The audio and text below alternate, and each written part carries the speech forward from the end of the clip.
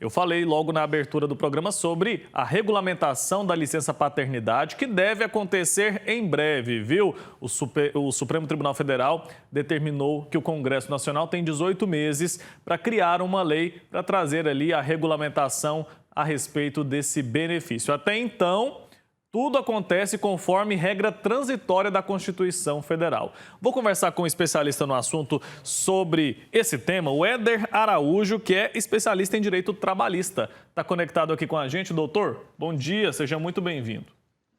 Bom dia a todos vocês que estão no estúdio, aos ouvintes aí da TV.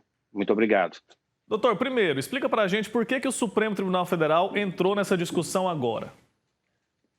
Bom, na verdade, nós temos aí um buraco legislativo há mais de 35 anos, né? Porque a nossa Constituição, lá em 88, já definiu que a licença paternidade ela seria provisória, então haveria necessidade do nosso legislativo, né, fazer uma lei para regulamentar. Então, de lá para cá, esse assunto sempre foi sendo protelado, sempre foi deixado, até que agora chegou ao STF.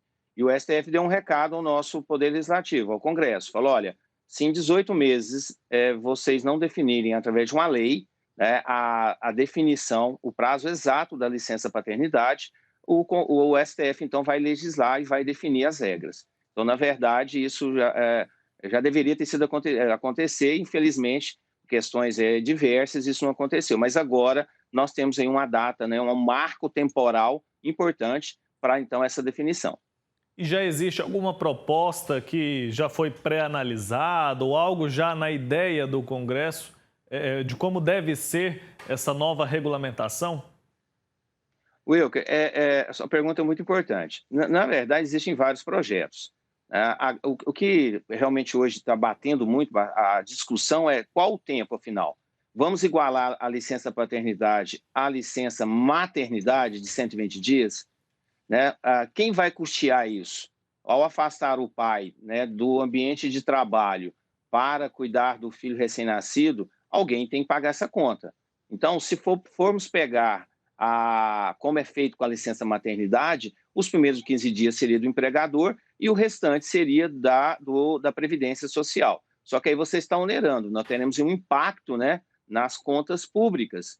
E isso a discussão pega aí. Inclusive, existe um estudo, né, na Câmara dos Deputados, de uma deputada de São Paulo, e ela levanta esse questionamento, né? É importante, mas nós temos que analisar também isso.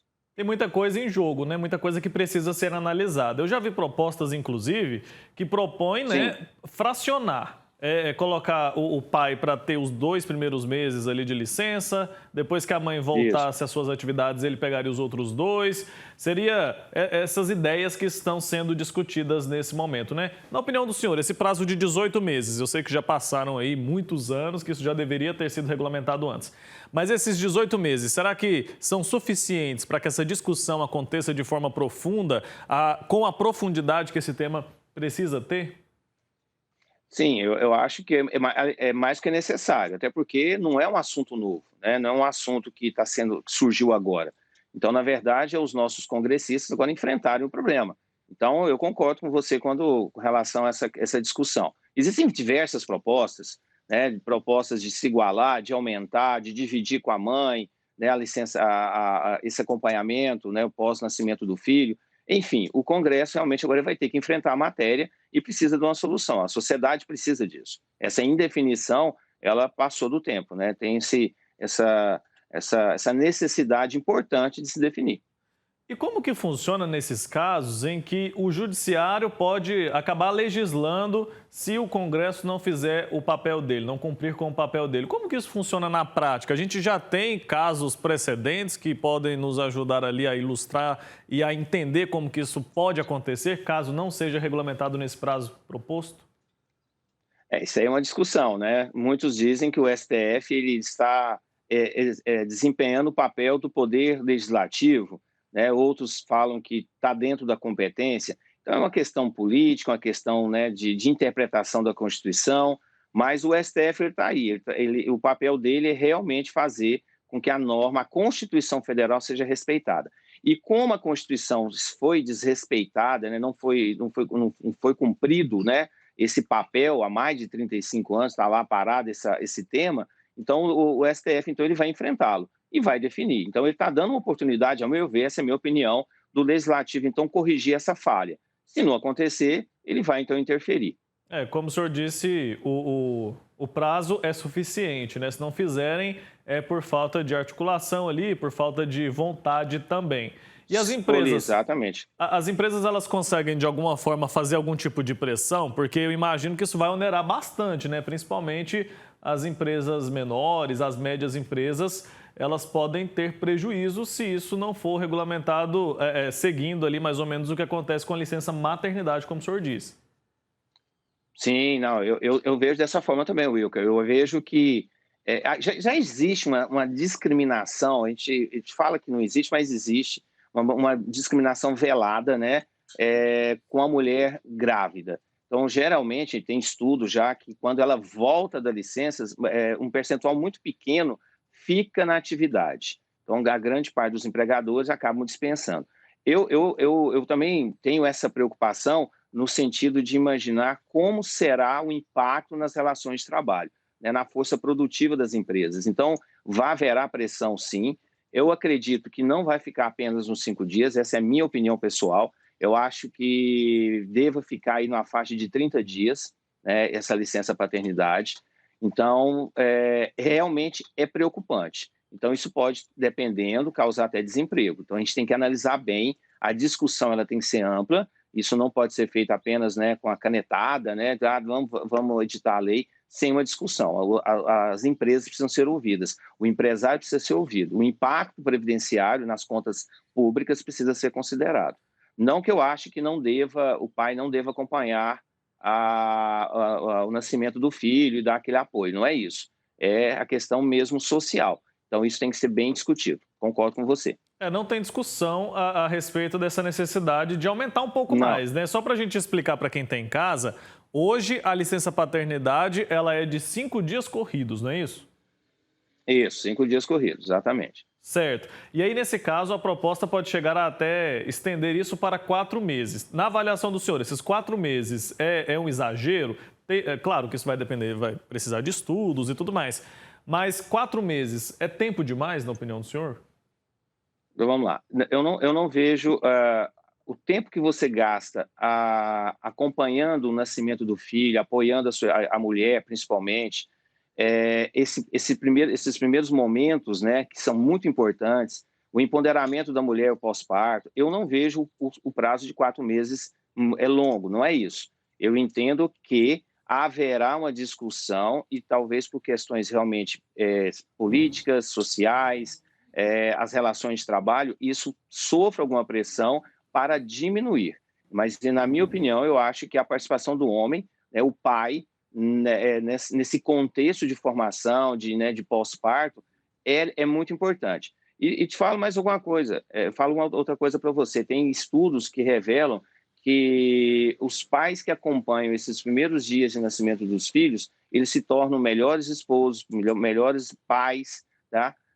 Quando são casados, mesmo que você não seja casado, mas você está lá acompanhando, né, dando aquele apoio necessário. Isso revela. Então, eu acho muito importante essa aproximação do pai com a mãe nessa formação, nesse primeiro momento de apoio necessário para a criança. Tem lugares no mundo que a licença paternidade ela é equiparada ali, equivalente à da mãe. E o que esses países alegam, tem estudos relacionados a isso, que apontam que a produtividade desse homem acaba aumentando quando ele volta ao trabalho por causa do sentimento de gratidão, a felicidade, várias coisas que envolvem essa questão por aí. Mas aí a gente está falando de países que têm uma condição de oferecer essa possibilidade para esse pai, né? Então a gente precisa ver como que isso pode funcionar aqui no nosso país também. Existe em alguma das propostas que a gente já tem, que existem, né? A possibilidade de fazer uma seleção, eu digo no sentido de que, em alguns casos, o pai e a mãe são separados, o pai não acompanha a gravidez, não acompanha também o período ali logo após o nascimento do bebê. Como que faz para controlar isso? Porque às vezes a pessoa teria ali 3, 4 meses de licença paternidade e não está de fato exercendo essa paternidade. Como que faz para regular isso? Tem como? Essa é uma crítica que se faz muito quando, quando procura aumentar essa paternidade, esse período, né? Como vai se fazer essa fiscalização? Porque a gente sabe, quando você tem uma relação estável, você está realmente acompanhando, você está ali, você está próximo, né, à sua companheira, é mais fácil você ter esse controle. Mas você colocou muito bem, e quando esse pai não está presente? É apenas uma gravidez, né, espontânea, aconteceu. E aí, haverá algum controle? Haverá alguma interferência? Quem vai fiscalizar? Nós sabemos que o aparato público não tem condições de fazer isso, né? Nós não temos condições, né, hoje o Estado de estender, né, os seus braços, nós falamos os braços, né, do poder, né, do poder para alcançar e fiscalizar isso. Então é uma discussão séria. Então eu acho que esses 18 meses, né, que foram colocados, o Congresso precisa enfrentar esse tema. Essa discussão ela é necessária para que tenhamos, então, a efetividade da licença paternidade. Então, não basta colocar lá 10 dias, 15, 20, 30 dias, se isso não vai acontecer de fato, para evitar essas, entre aspas, né, essas fraudes, né, no momento dessa licença. Tá certo, doutor Éder, muito obrigado, viu, pelo seu tempo aqui com a gente, pelas explicações. Vamos analisar aí, aguardar para ver o que acontece. Importante também que a sociedade esteja sempre por dentro e participe dessas discussões, afinal, somos nós todos os maiores interessados. Obrigado, até a próxima. Tchau, tchau. Eu que agradeço. Bom dia. Bom dia, até mais.